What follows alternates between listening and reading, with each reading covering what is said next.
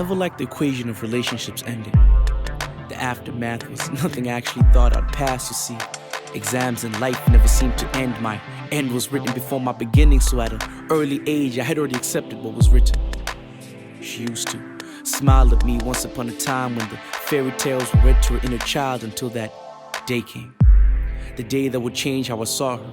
Letters were written just like a movie, notebooks were written. Time glasses had evolved to watches that couldn't stop ticking. Thinking. Her biological clock was ticking so loud I learned to write rhymes on its pace. Middle Eastern poetry had me nibbling on the thought. She wanted this, I had that. She was passionate about kids, I liked the sound of tracks. The fact was still the same, a warning is not a warning if it isn't understood. But I did ask, have you ever dated a musician before? She smiled and said no as I saw my dreams crash. Flashlights got me dizzy for what was to come.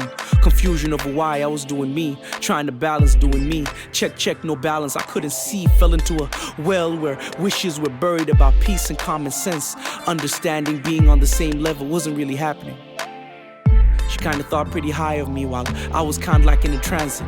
Waiting for that day to come when her patience would speak the inner truth that I was longing to hear. She cornered me in a soundproof room, indirectly asking if I was running away from commitment. Obviously I denied. She was fine, I wouldn't mind. But when friends asked me if she was the Nemo I was trying to find, my face would turn like when a child is forced to eat lime. The sour truth stepped forward, I took 2 steps back into the vortex, to an era where I wasn't understood to being that complex. I don't believe in love, and nor did she. She just wanted to please her creator, suffering from moral weakness. But I saw past the double meaning, stuck as well, staring into her features. Chingy eyes, admired to criticize. She liked my Friday wear. I told her don't let outer appearances such as fabric fabricate your perspective about me. I'm not your average. As the tasbih beads were pulled, she'd compliment what she thought would be common sense. I looked and acted like I was the needle in the haystack, but to find the needle I had to burn the hay and bridges. Fell right into the river where my tears had cried, dried and been pushed to the side. My confused face would lie on pillows, catching me on the phone, minding my own mind. Kilo of thoughts raised the heat to Fahrenheit. I wanted to lower my gaze as the thought of you walked by my mind. Me not being able to spend some more time on you made me feel like a cockroach, not because I'm small and black and the sound I make makes people stop and doubt, but because I know the secret to surviving atomic bombs.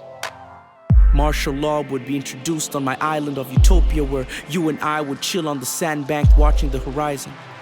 And as to being immortal, calm bats fly and use sound waves to keep them from bouncing off of walls. I try to stay sane, use sound waves to express how I can loathe the situation.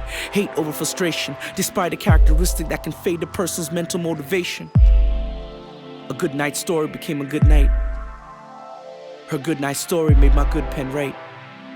Some people count sheep to fall asleep. I just fall asleep due to repetitive dreams that were too cheap. Good night.